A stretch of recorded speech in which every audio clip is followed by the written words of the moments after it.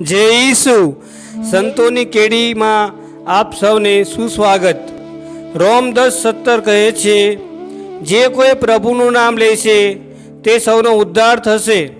આજે 19મી ઓગસ્ટ સંત યોહાન યુદ્ધ જે પુરોહિત હતા તેઓના તહેવારની ધર્મસભા આજે ઉજવણી કરે છે।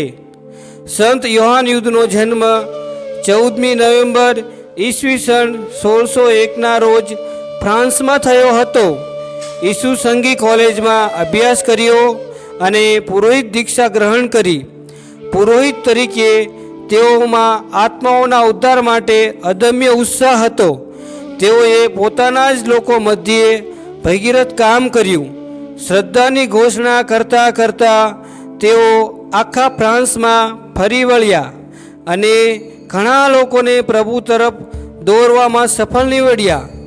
ઈસુના તેમજ માતા મરિયમના પાવન હૃદયની ભક્તિના તેઓ પ્રણેતા અને પ્રેષિત હતા। તેમણે ઈસુ અને મરિયમ નામનો સંઘ સ્થાપ્યો અને સેવાધર્મી મરિયમની ભગિનીઓ નામનો સંઘ સ્ત્રીઓ માટે સ્થાપ્યો।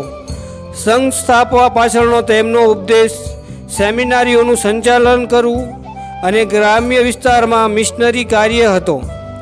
એ સમયે ફ્રાન્સની ધર્મસભામાં ઘણી સુધારણા લાવવાની અત્યંત જરૂર હતી, કેમ કે અભણ લોકોમાં અંધશ્રદ્ધા પ્રવર્તી હતી। નીચલા વર્ગનું શોષણ થઈ રહ્યું હતું અને પુરોહિત વર્ગમાં અજ્ઞાનતા પ્રવર્તતી હતી। એવે સમયે તેમણે મિશનરી તરીકે પ્રભુનો સમૃદ્ધ શુભ સંદેશ સૌને પહોંચાડ્યો। તેઓ ઈસવીસન 1680માં અવસાન પામ્યા અને ઈસવીસન 1925માં સંત તરીકે જાહેર કરવામાં આવ્યા। હે પિતા પરમેશ્વર, ઈસુની અથાગ સમૃદ્ધિના શુભ સમાચાર સૌને પહોંચાડવા તમે સંત યોહાનને પસંદ કર્યા। એમના ઉપદેશથી ને નમૂનાથી અમે તમને ઓળખવાનો પ્રયત્ન કરતા રહીએ અને શુભ સંદેશના પ્રકાશથી અમારું જીવન અજવાળીએ।